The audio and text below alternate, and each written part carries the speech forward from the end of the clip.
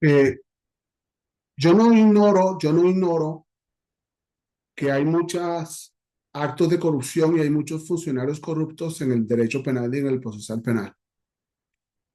Los conocí pocos en mi país como juez y he conocido más en México en las distintas 32 entidades federativas y a nivel federal.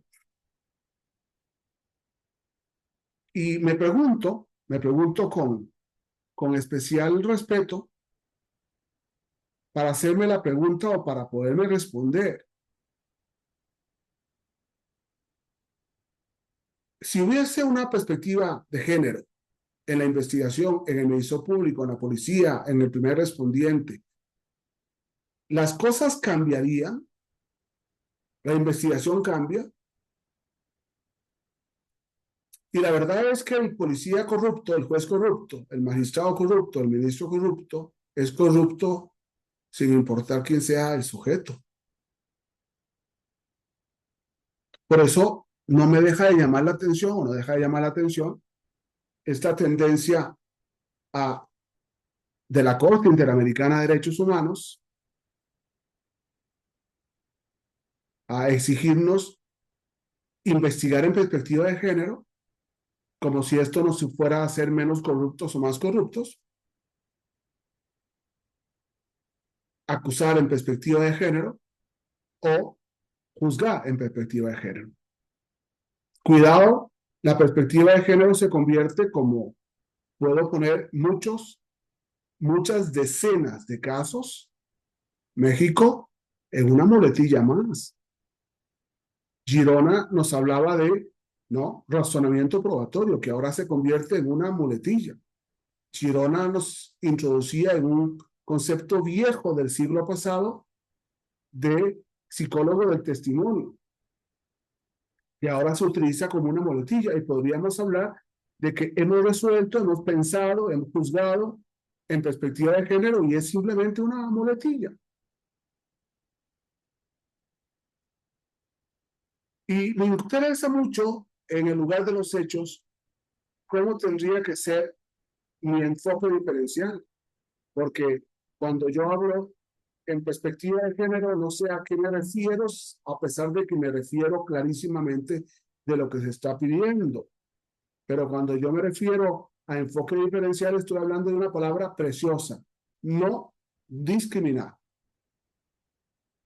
No discriminar en el lugar, sin imputado que exige objetividad y lealtad policial en cuidar los indicios.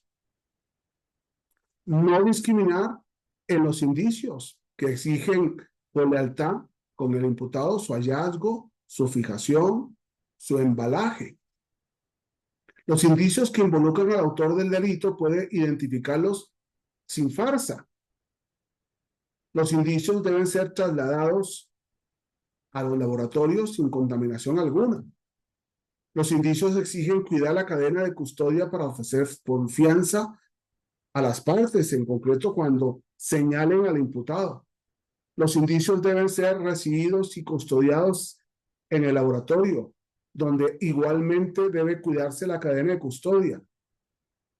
Una persona víctima, una persona imputada no puede dudar de el profesionalismo de los protocolos en los laboratorios.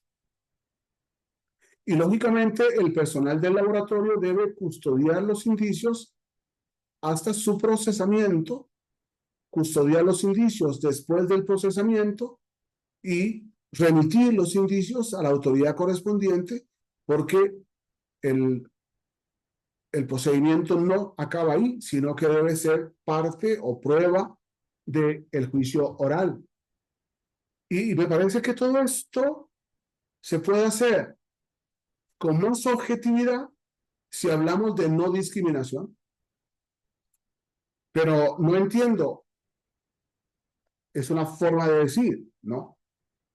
Eh, no entiendo por qué la perspectiva de género me llevaría a ser más profesional, más objetivo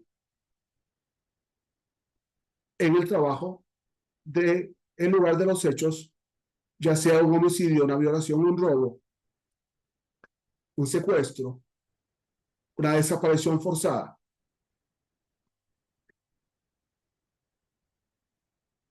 Hay 14 diferencias, 14 categorías antropológicas que la policía, que los peritos, que los fiscales deben proteger para no discriminar.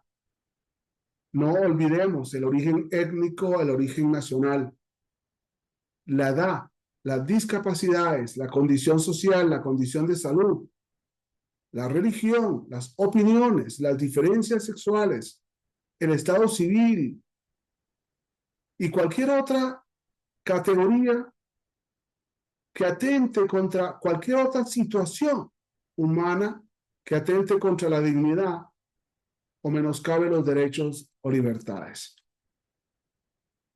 Y en tercer lugar, el género. El género es una de las 14, pero no me parece que sea la más importante. ¿Cuántas violaciones por raza, por origen étnico, por origen nacional? ¿Cuántas por discapacidades? ¿Cuántas por la condición social, por la condición educativa, por la condición de salud? ¿Cuántas?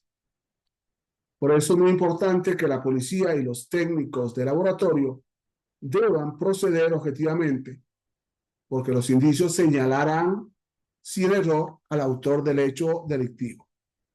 Y esto me parece que es lo que tenemos que exigir como jueces cuando hablamos de perspectiva de género.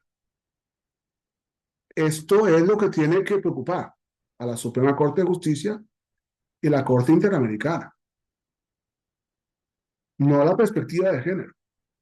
No imponer una ideología cuando hay todo un proyecto científico detrás de toda investigación por delito. Me parece que aquí estoy hablando con seriedad, no por ideología, sino por seriedad. Si a mí me dicen qué aplico para no discriminar, diría el Código Nacional de Procedimientos Penales y no la perspectiva de género. Muchas gracias.